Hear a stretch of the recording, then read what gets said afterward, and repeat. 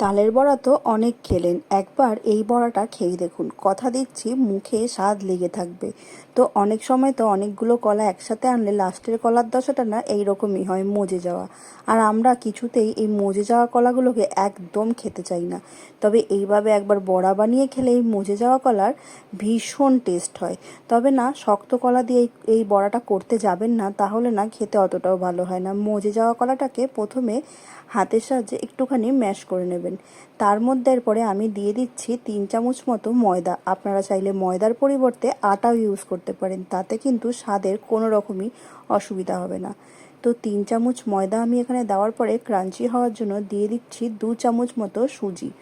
সুজিটা অবশ্যই অ্যাড করবেন, আটা দিন বা ময়দা দিন, যেটাই দিন না কেন, সুজিতে না একটুখানি ক্রাঞ্চি হবে। তো ময়দা আমি এখানে দিয়ে দিচ্ছি 2 চামচ মতো। আর যে কোনো মিষ্টি জিনিস বানাতে গেলে আমরা তো জানি একটুখানি সল্টের প্রয়োজন হয়, তাই খুবই সামান্য ওই 1 চিমটে মতো সল্ট আমি দিয়ে দিলাম। আর দিয়ে দিচ্ছি গুঁড়ো দুধ।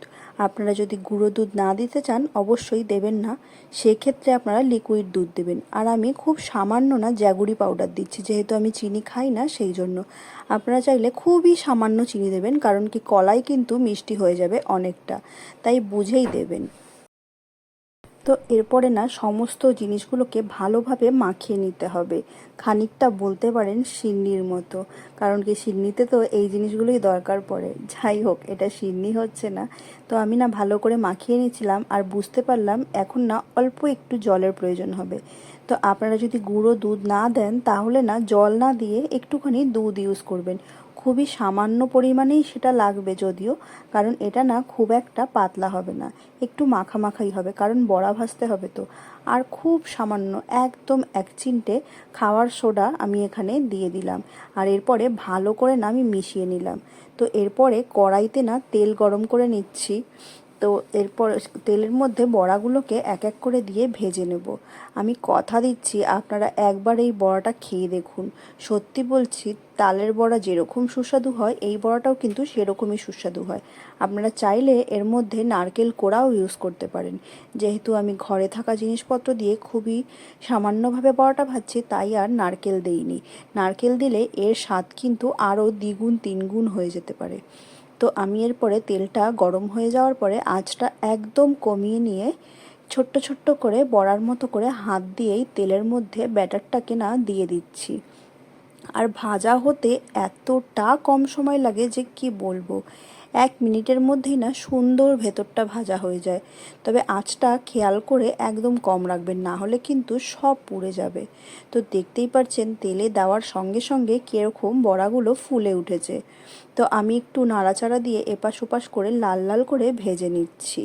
তো এরপরে আমার ভাজা হয়ে গেছে, ওই যে বললাম খুবই কম সময়ে ভাজা হয়ে যায়, সেরকমই। তো একটা ঝাঁঝরির সাহায্যে আমি তুলে না সাইড করে রেখে দিচ্ছি। আর একদমই দেখুন বড়াগুলোর মধ্যে কোনো রকমের তেল নেই। প্লেটের মধ্যে যে আমি রাখছি কোনো রকমই আপনারা তেল দেখতে পাবেন না। তো এইভাবে সমস্ত বড়াগুলোকে আমি ভেজে নিচ্ছি। একদমই অল্প পরিমাণ হয়েছিল, কারণ কি একটা কলার বড়া বানিয়েছি সেই হিসাবে কিন্তু অনেকগুলোই। সন্ধেবেলা হঠাৎ করে খাওয়ার জন্য 5 মিনিটে এই খাবারটা কিন্তু তৈরি হয়ে যাবে। আর যদি মনে হয় যে কাঁচা থাকতে পারে, তাহলে একটা কাঁটা চামচ নিয়ে ভেতরটা এইভাবে করে দেখে নেবেন কাঁটা চামচের গায়ে কিছু লেগে আছে কিনা। তো দেখতেই পারছেন কিছু লেগে নেই, তার মানে ভেতরটা একদমই কাঁচা নেই।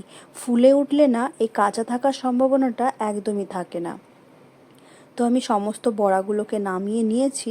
এরপরে আপনাদেরকে একটুখানি ভেঙে দেখাই বড়াটা কতটা নরম আর কতটা সুন্দর হয়েছে। আর হালকা একটা ক্রাঞ্চি ভাবও এসছে, এত সুন্দর লাগছিল খেতে। খুবই হালকা মিষ্টি, বেশি মিষ্টি না, আমরা কেউই পছন্দ করি না। হালকা মিষ্টিটাই ভীষণ খেতে ভালো লাগে, কারণ বেশি মিষ্টি খেলে একদমই গা গোলায়। তো দেখতেই পাচ্ছেন বড়াগুলো এত সুন্দর হয়েছে। তো আমি এখানে ভেঙে মেয়েকে খাওয়াচ্ছিলাম, আর আমি খেয়ে দেখছিলাম কীরকম হয়েছে।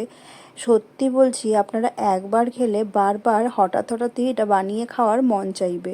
তো তাহলে আর লেট কিসের, দোকান থেকে মজে যাওয়া কলা কিনেও নিয়ে আসতে পারেন। আমি তো মাঝে মাঝে এরকমই করি, মজে যাওয়া কলাগুলোকে কিনে নিয়ে এসে এরকম বড়া বানিয়ে খাই, কারণ কি বড়াটা খেতে সত্যি বলছি এতটাই অসাধারণ। তাহলে সন্ধ্যার টিফিনে ঝটপট বানিয়ে খেয়ে ফেলুন। আর আমার ভিডিওটি ভালো লাগলে একটা লাইক কমেন্ট করে দেবেন। টাটা।